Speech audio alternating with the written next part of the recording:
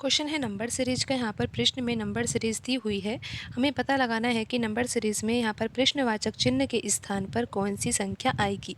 तो आइए सबसे पहले तो हम यहाँ पर पैटर्न को समझते हैं। आप देखिए यहाँ पर 14 लिखा हुआ है, 14 के बाद अगली संख्या 15 है।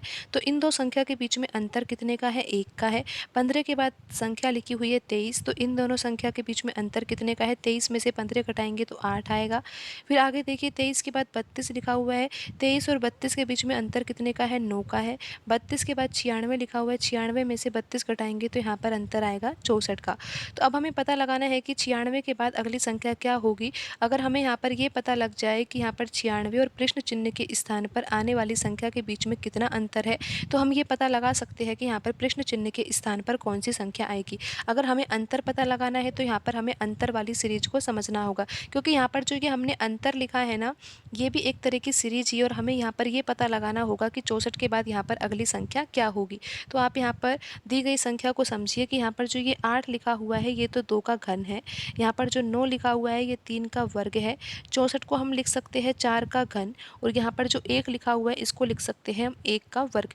अब आप यहाँ पर पैटर्न को समझिए कि यहाँ पर 1 2 3 4 है, तो यहाँ पर तो क्या आएगा? अगला पद 5 आएगा। फिर देखिए यहाँ पर पहले वर्ग है, फिर घन है, फिर यहाँ पर वर्ग है, फिर घन है, तो यहाँ पर अब क्या होगा? वर्ग होगा। और आपको पता है कि 5 का वर्ग क्या होगा? 25। तो यहाँ पर 64 के बाद जो अगली संख्या होगी वो क्या होगी? 25 होगी। और 25 क्या है? 25 अंतर है, लेकिन किन दो संख्या के बीच में अंतर है आप यहाँ पर समझिए। 96 तो लिखा ही हुआ है ना, 96 के बाद जो ये अगली संख्या आएगी ना, इन दोनों संख्या के बीच में ही तो अंतर यहाँ पर 25 आया है ना।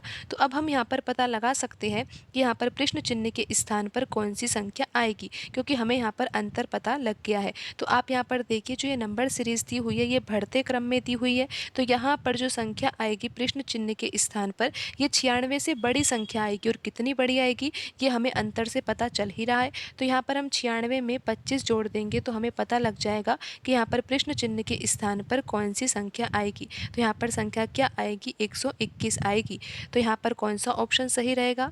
यहाँ पर ऑप्शन ए सही रहेगा। 96 के बाद जो अगली संख्या है वो क्या होगी? 121 होगी।